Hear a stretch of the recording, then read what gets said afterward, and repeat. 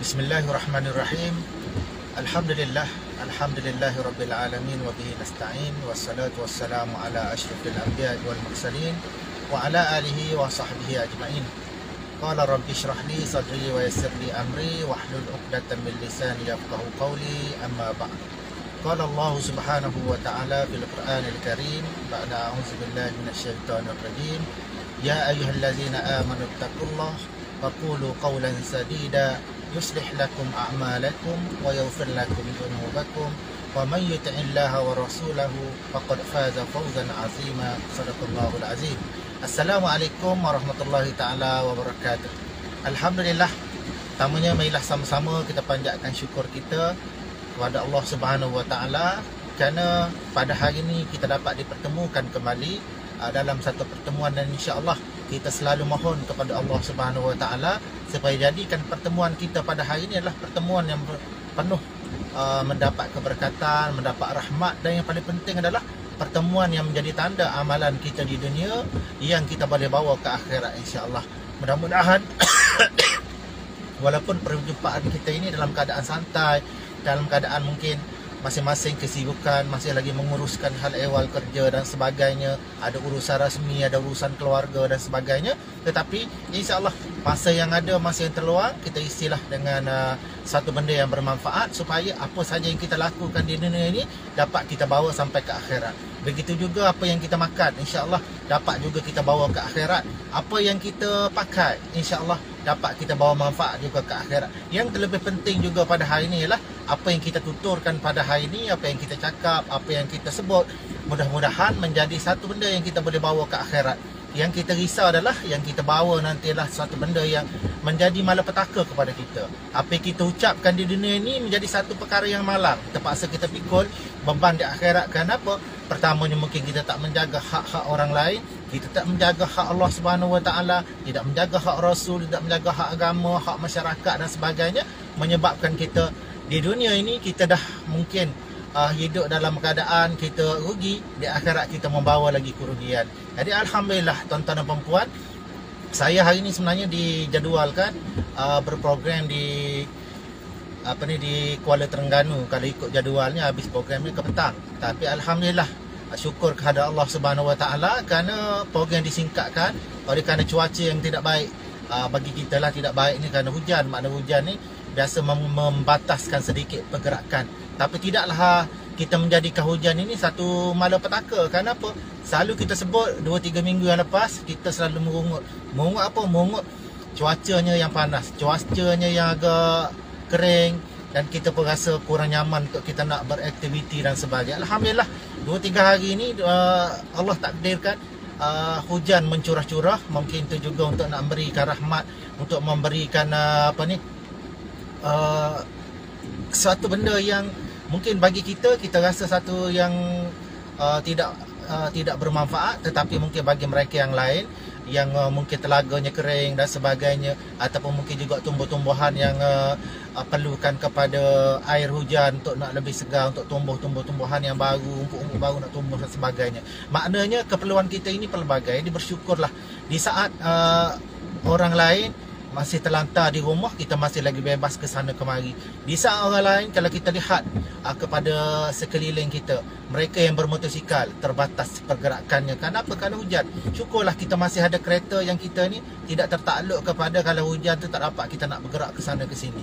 Jadi tuan-tuan dan perempuan, saya hari ni nak selit beberapa scene ataupun beberapa kalau disebutkan sebagai insiden, sebenarnya bukan insiden. Tadi saya sewaktu taklimat tadi, maknanya pengarah program dia tanya, oleh kerana kita berprogram ni di Kuala Terengganu, kebetulannya pengarahnya itu berasal dari negeri Kelantan. Jadi bahasa yang diguna tu dibawa bersama, maknanya menggunakan logat Kelantan lah kalau kita kata. Jadi hari ni pengarah tanya, lagu mana kota baru, mari hujan ke? Hari ni mari ke program ni hujan ke? Jadi ada setengahnya jawab, ada setengahnya tak jawab. Jadi kita kena maklum. Sebenarnya kalau kita datang ke negeri Terengganu ni, di Terengganu ni tak ada istilah hujan, yang adanya ujang. Ujang. Dia ada jawab Ganu dak hujan, tapi ujang. Itu belum lagi kita masuk kepada sahabat-sahabat kita yang di sebelah pantai barat. Mungkin kalau kita sebut hujan ni tak faham. Sebut hujan pun orang tak faham. Tapi bila sebut hujan, semua boleh faham. Jadi begitulah, kepelbagaian ni sebenarnya boleh membawa pertamanya kemesraan kalau kita uruskan dengan baik. Tetapi kepelbagaian ni kalau kita tak pandai nak urus, dia akan jadi suatu benda yang kalau boleh saya sebutkan sebagai malapetaka. Jadi Allah Subhanahu Wa Taala dalam firman-Nya di awal perkenalan tadi saya dah sebut, Allah Subhanahu Wa Taala berfirman, ya ayyuhallazina amanu taqullah. Kata Allah Subhanahu Wa Taala, wahai orang-orang yang beriman, bertakwalah kamu kepada Allah Subhanahu Wa Taala, wa qulu qawlan sadida, dan kamu ucapkan, kamu kata, kamu sebut qawlan sadida, hanya perkara yang betul, hanya perkara yang benar, hanya perkara-perkara yang diyakini benar.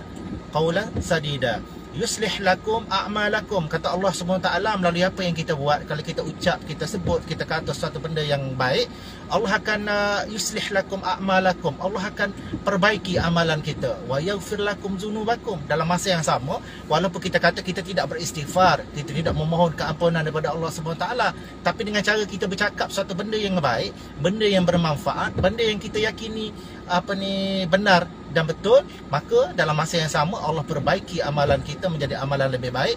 Dan di kala yang sama juga Allah memberikan kita keampunan. Disebut tadi, yuslih lakum a'malakum wa yaghfir lakum dzunubakum. Dan Allah SWT sambung lagi, wa man yuti'illaha wa rasulahu, barang siapa yang mentaati Allah dan Rasulnya, faqad faza fawzan azima, dia akan mendapat kejayaan atau yang gemilang, makna kejayaan yang besar. Faza fauzan azima, kejayaan yang besar, yang agung. Maknanya hari ni tuan-tuan dan puan, kita tidak perlulah, kalau kita kata kita ni tidak ada ilmu untuk kita nak sebarkan kepada orang lain, tapi cukuplah dengan kita hanya berkata yang benar, itu dah memadai. Ataupun kita ambillah sebagai mana disebut oleh Nabi SAW, man kana yu'minu billahi wal yaumil akhir falyakul khaira aw liyasmut. Siapa yang dia rasa dia beriman kepada Allah dan man kana yu'minu billahi wal yaumil akhir, siapa yang beriman kepada Allah dan hari hari kiamat, falyakul khairan, adalah dia berkata suatu benda yang baik. Maknanya kalau dia tak mampu nak berkata sesuatu yang baik, daripada dia bercakap menyebabkan orang lain kemurungan dan sebagainya, menyebabkan orang lain bergaduh, lebih baik disebut tadi falyakul khairan aw liyasmut, maka pilihlah untuk berdiam diri, tak perlu nak cakap apa-apa. Kenapa? Kadang-kadang kita perlu melihat situasi, dan yang benar ini tak semestinya kita mesti sebut di semua tempat. Kenapa? Kita perlu menilai. Sebagaimana yang kita sebut tadi, ada beberapa perkara yang mungkin tidak difahami. Sebagai contoh saya kata tadi, di Kuala Terengganu kita berprogram hari ini, pengarahnya sebut hujan. Jadi di Terengganu ni disebutnya ujang. Jadi situ dah ada konflik. Walaupun konflik tu tak ada siapa balah, tapi nak sebutnya kalau kita tidak uruskan dengan baik. Dan dalam masa yang sama, misalnya ada kawan-kawan kita daripada Pantai Barat dan sebagainya, lagi dia keliru. Hak mana satu ni hujan, hak mana satu hujang, hak mana satu hujan. Tadi keliru. Bagaimana orang yang selalu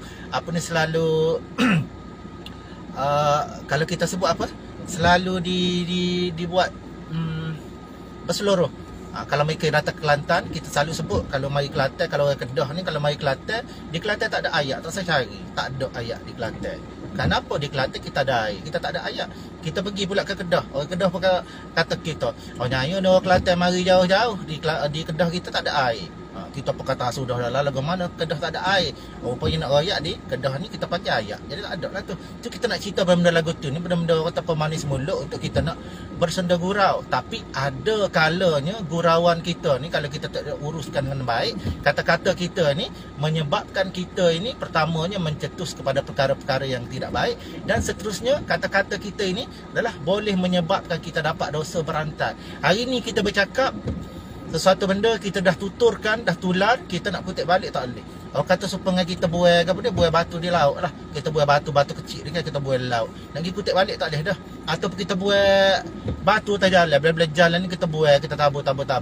Betul kita boleh kutip balik, tapi kalau ada 100 biji batu yang kita taburkan, kita nak kutip balik, nak dapatkan balik 100, kita tak akan dapat. Begitulah juga dengan kata-kata kita. Walaupun kita tarik balik, kita minta maaf, kita minta ampun dan sebagainya kepada orang berkenaan, tetapi yang di-share, yang ditularkan kepada orang lain itu, benda tu kita tak nak padam. Jadi kena terimalah hakikat kita yang memulakan suatu benda yang tidak baik dan diikuti oleh orang lain, kita juga mendapat saham. Sebab itulah dalam setiap doa kita ni diajar, untuk guru kita ajar, kalau kita nak berdoa, kita minta keampunan daripada Allah SWT. Kita sebut jangan untuk diri kita saja. Contohnya sebut Allahumma ghfirli wali walidayya, ya Allah ya Tuhanku, ampunkanlah aku.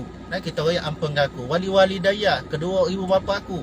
Lepas tu kita sambung lagi di ujung tu, kita sebut wali ashabi huquqi alaiya, juga kepada orang yang berhak ke atas aku, orang yang telah aku guriskan perasaan dia, orang yang telah aku ambil hak dia, aku nak atas klik tak boleh dah, mungkin dia mati, dia meninggal tak tahu gimana, ataupun kata-kata ni hak aku royak negeri rata dan rakyat klik tak boleh. Jadi kita doa lah, kita sebut dalam doa kita, sebutlah kepada wali huquqi alaiya, juga kepada orang yang berhak ke atas kita. InsyaAllah mudah-mudahan kita semua ni tidak tergolong ke dalam mereka yang dikatakan rugi.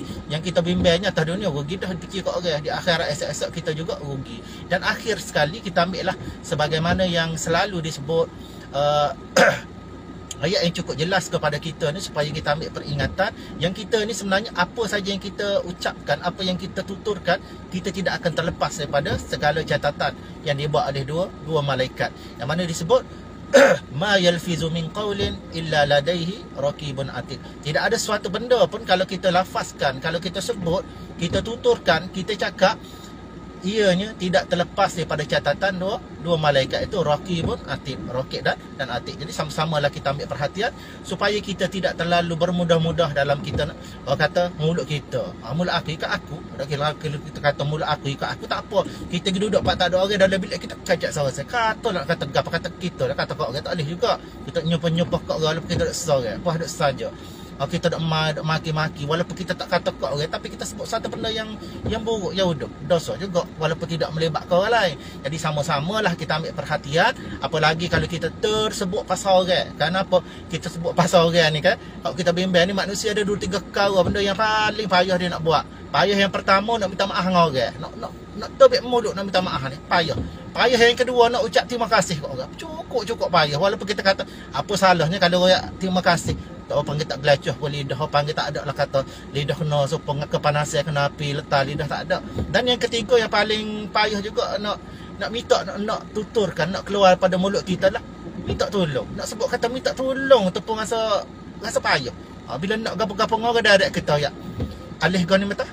Terutama sekali kepada orang di bawah kita, isteri kita. Kadang-kadang kita nak gapo-gapo dua air, ada boleh tak kita ubah perkataan kita pada hari ni, kita ya boleh dah abang nak minta tolong sikit, ya ambil air, ya buat air. Ya kata-kata yang lu nak orang tino ni bila kita sebut kita, insya-Allah daripada dia ni senang dia rajin dah, tapi bila kita sebut kan bukan setakat air dia buat silap-silap tu, dengan jepuk dengan gapo dia tambah lagi buat. Dan lepas pada kita dapat satu perkhidmatan daripada orang, dapat pemberian daripada orang, ringankanlah mulut ucap terima kasih. Kenapa? Diajar oleh Allah Subhanahu taala dalam ayat yang disebut wa amma bi ni'mati rabbika fahaddis. Dan nikmat Tuhanmu, hak kita boleh nikmat ni kita kena sebut ni ada dua benda, sebut kebaikan orang, kita gerak kat orang ni baik, orang ni gini. Kenapa? Kebaikan dia tu kita sebut, dia boleh pahala. Dan kita juga kalau kita sebut menyebabkan orang lain turut sebagaimana orang yang kita sebut tadi, kita dapat pahala. Dan dalam masa yang sama kita ucap terima kasih. Kenapa? Disebut oleh Nabi sallallahu alaihi wasallam, man la yashkurun nas la yashkurullah.